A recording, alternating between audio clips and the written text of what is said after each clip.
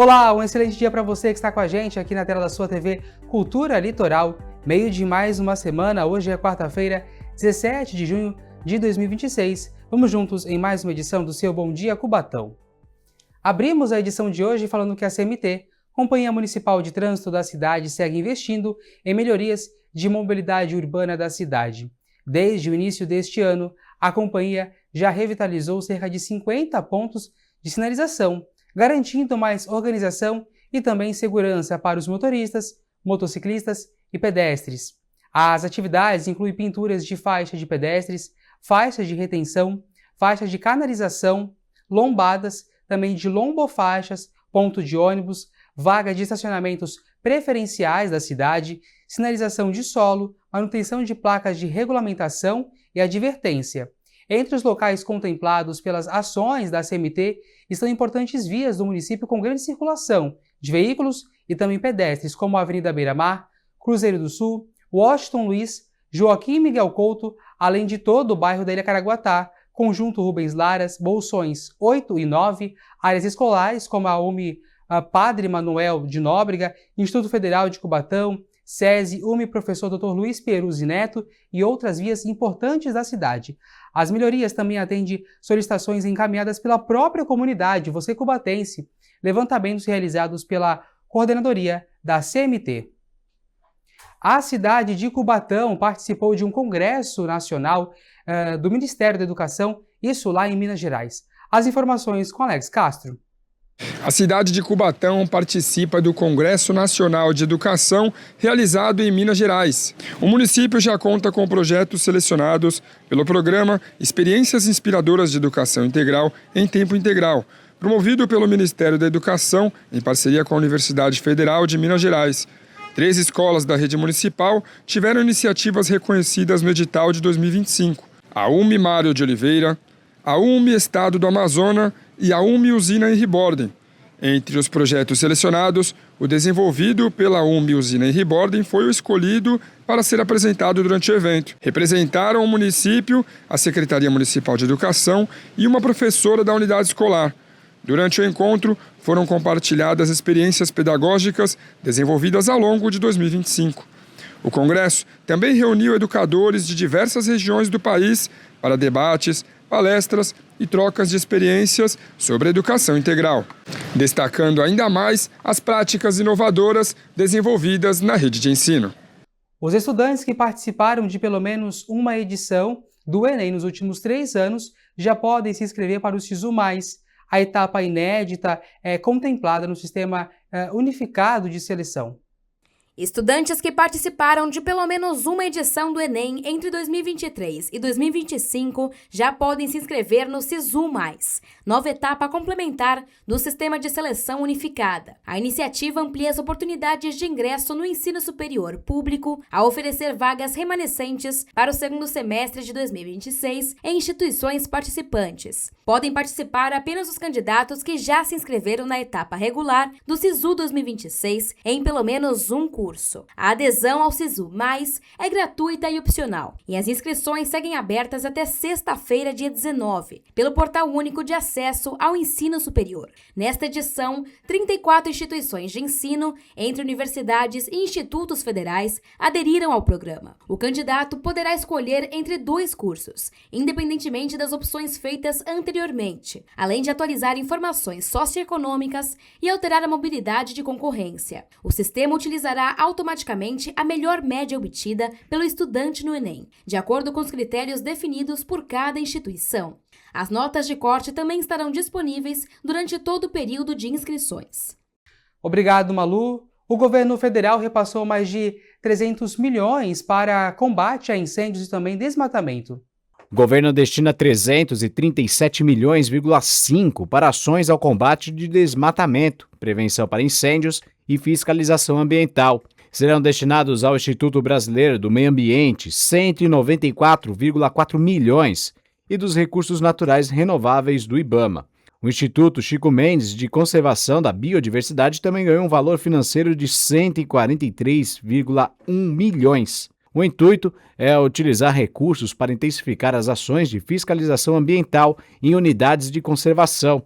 O montante prevê a aquisição de equipamentos e reforço da estrutura operacional. No âmbito do IBAMA, a maior parte dos recursos será de cerca de 149,3 milhões para o controle de incêndios ambientais em áreas federais e prioritárias. A estimativa é a ampliação da área protegida em mais de 148 quilômetros quadrados. 45 milhões serão destinados para atividade de controle e fiscalização ambiental, com previsão de número de ações em todo o território nacional.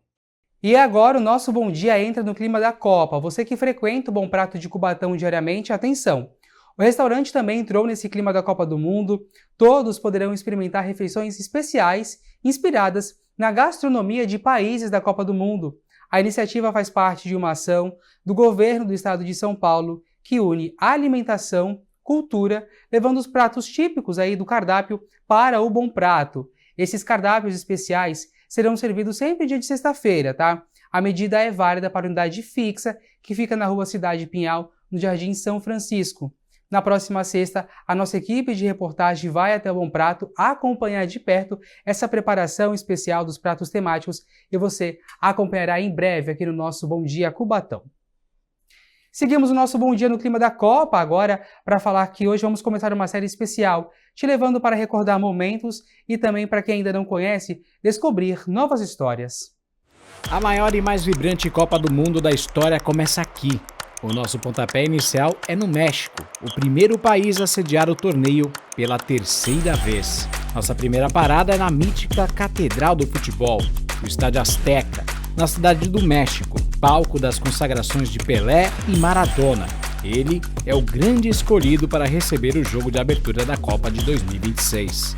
Para fazer a história mais uma vez, o gigante passou por uma modernização interna profunda, com investimentos na casa dos 106 milhões de dólares. O Azteca chega ao Mundial pronto para rugir, com uma capacidade impressionante de 83 mil torcedores. Saindo da capital, viajamos até Guadalupe, na região metropolitana de Monterrey, para conhecer o deslumbrante estádio BBVA, apelidado de O Gigante de Aço. Sua estrutura metálica foi inspirada na forte indústria siderúrgica local. Erguida em 2015 com um custo de construção de 200 milhões de dólares, este é um dos estádios mais sustentáveis e modernos das Américas, com um visual de tirar o fôlego para as montanhas. Ele acolherá confortavelmente 53.500 espectadores por partida. Fechando o trio mexicano com chave de ouro, chegamos a Zapopan, a região de Guadalajara,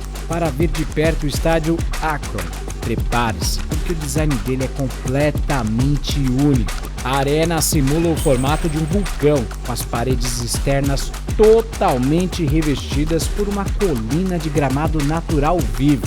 Essa joia da arquitetura esportiva foi inaugurada em 2010 a um custo de 200 milhões de dólares. Casa do tradicional Chivas, o Akron está pronto para ferver nesta Copa, com capacidade para receber mais de 46 mil apaixonados por futebol. 3 estádios fantásticos, muita história e a energia incomparável do povo mexicano. A festa só está começando.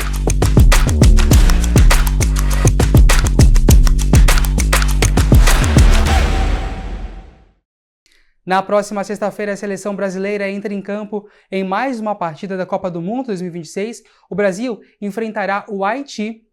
Mas a cidade de Cubatão já está no clima com alunos de uma escola que estão aí de verde e amarelo. Bem antes do início da Copa, né? Eles começaram a colar figurinhas em um álbum coletivo.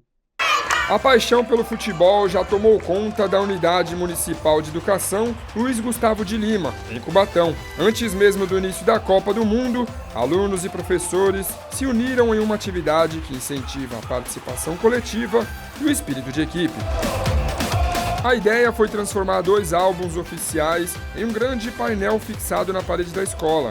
Ao todo, são 112 páginas que precisam ser preenchidas com 980 figurinhas, formando um álbum coletivo aberto à colaboração de todos. Todas as disciplinas podem ser abordadas através desse álbum, desde língua portuguesa, na questão da alfabetização, localização dos países, identificação no álbum, né? eles precisam um pouco da nossa ajuda na questão do álbum estar em inglês, né? E como o inglês não faz parte do currículo do ensino fundamental 1, aí a gente acaba abordando também na questão de curiosidade. Matemática, na localização numérica, na leitura, né, do jogador lá, na figurinha, que eles têm que identificar o nome do jogador com o nome que está ali impresso no álbum, a questão geográfica com os países, localização dos continentes. A iniciativa também promove a inclusão. Samuel Araújo, de apenas 9 anos, adora futebol e conhece tudo sobre as seleções. Ele mostra que o autismo não é barreira para participar e aprender junto com seus colegas de escola. Eu guardo informações, né? E essa Copa vai ser a última dos jogadores que lançaram: o Cristiano Ronaldo, o Messi, o Neymar, o Luka Modric e vários outros. Os títulos da seleção brasileira também foram lembrados. O primeiro foi de 58, 62, 70, 94 e 2002. O projeto envolve a participação de 485 alunos. Cada figurinha colada representa a participação ativa de mais uma criança. E se depender dessa turma, com certeza agora o Hexa vem. Gente, eu gostei muito. Parabéns pro Luiz Gustavo, que tá muito lindo. O álbum da Copa todo destacado. Eu gosto de estar com meus amigos e eu gosto muito do meu Luiz Gustavo, a escola que eu estudo. Muito legal porque a escola dá figurinhas para nós colar, nós compra, cola e nós se divertimos muito também. Grande parte das figurinhas chega por meio de doações. Entre trocas, pacotinhos compartilhados e contribuições da turma, a atividade movimenta os corredores e desperta o interesse dos alunos pela competição. A gente se diverte colando figurinha, é muito legal. Se você não tiver, traz a sua figurinha. O sucesso da ação não é novidade. A ideia surgiu durante a Copa de 2022 e marcou os estudantes da época. Agora, o álbum volta a reunir gerações de alunos, criando novas memórias e fortalecendo os laços entre as escolas, esportes e comunidades. O SEDUC apoia, né, esse tipo de iniciativa. A maioria das escolas está fazendo essa iniciativa. A educação infantil está fazendo de uma forma diferente, né, e é importante o álbum, né, a diversidade, conhecer os atores, né, os jogadores dessa Copa, né. E as crianças gostam bastante. E é o que a gente está vendo, né? Nem todo mundo tem condições de ter um álbum. E a escola proporcionou essa atividade onde todos conseguem conhecer os jogadores.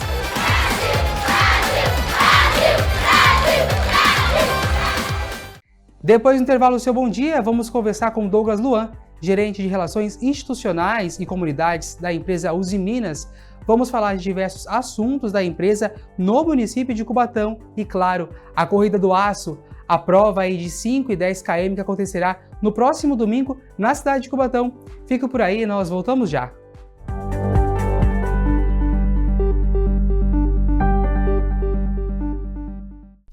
Estamos de volta com o Seu Bom Dia Cubatão. A Usiminas é uma das principais empresas do setor siderúrgico e possui uma forte atuação no município de Cubatão, onde mantém uma unidade estratégica voltada ao beneficiamento e também à distribuição do aço, além de contribuir para a economia local com a geração de empregos, rendas. A empresa investe em projetos sociais, culturais, esportivos e também educacionais por meio do Instituto Usiminas. Para falar mais sobre essa atuação, nós recebemos aqui na bancada do nosso Bom Dia Douglas Luan, que é gerente de Relações Institucionais e Comunidades da Usiminas. Luan, muito obrigado pela sua participação junto com a gente. Bom dia para você. Oi, Jefferson. Bom dia a você. Bom dia, Cubatão. Um prazer estar aqui na TV Cultura Litoral para falarmos sobre a Usiminas, sobre desenvolvimento econômico e o desenvolvimento das nossas comunidades. Essa é a segunda participação do Luan aqui com a gente. Ele já participou até lá pelo seminário, né, que nós fizemos em Cubatão. Então, vamos saber um pouco mais sobre essa atuação. Eu queria que você falasse pra gente, né? Como eu citei agora há pouco, a Usiminas ela está presente em Cubatão há décadas, faz parte da história industrial da cidade. Como que a empresa avalia a contribuição para o desenvolvimento econômico e também social ao longo desses anos? É fundamental, né, Jefferson? A Usiminas tem uma parceria histórica de décadas com Cubatão, com a Baixada Santista, com o Estado de São Paulo e com o Brasil. E um compromisso que se renova ano a ano.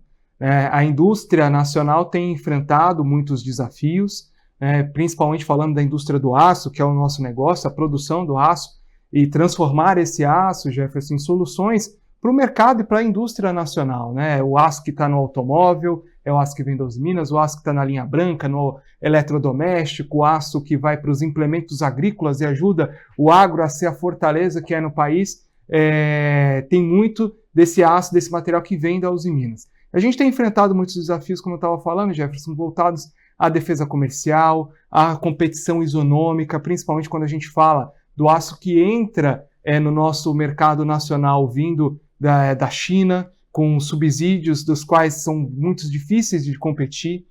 O governo brasileiro, a própria Prefeitura de Cubatão, tomaram atitudes importantes na busca da isonomia, que o que a indústria nacional quer, amigos e Jefferson, não é benefício, é isonomia, é igualdade para poder competir. E a gente tivemos avanços importantes em 2026 e a gente quer seguir avançando para seguir contribuindo com o desenvolvimento econômico, geração de tributos, geração de renda, geração de emprego e com o desenvolvimento local. A indústria, Jefferson, é ainda no Brasil a que tem os maiores pisos salariais. Então, o emprego da indústria é o que remunera melhor e o que é mais desenvolvido do ponto de vista tecnológico. Então, logo, a gente reverte isso para desenvolvimento de toda a comunidade. A gente fala desde a questão social, também a questão educacional, de tecnologia, de inovação e tudo mais.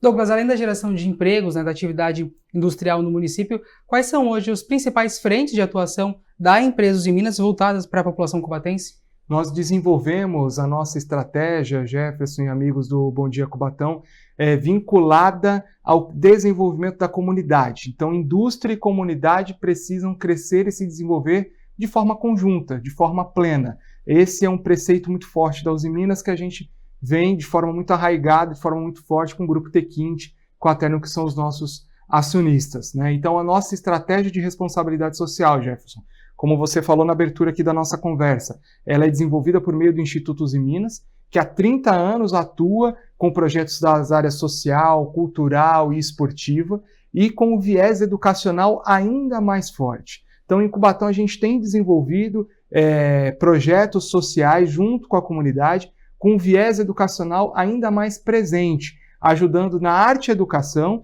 e na educação formal e não formal. Então, a gente acaba estimulando também cultura e educação para caminharem em conjunto. É isso que a gente tem feito em Cubatão, de forma prioritária, que é onde está a nossa operação, né? Onde está a nossa principal operação, nossa usina, mas também na Baixada Santista, projetos desenvolvidos em Santos, em São Vicente, em cidades próximas, das quais a gente também tem a interferência ali, das quais a gente também está presente, gerando emprego, já que tem moradores de quase toda a Baixada Santista hoje na nossa unidade operacional.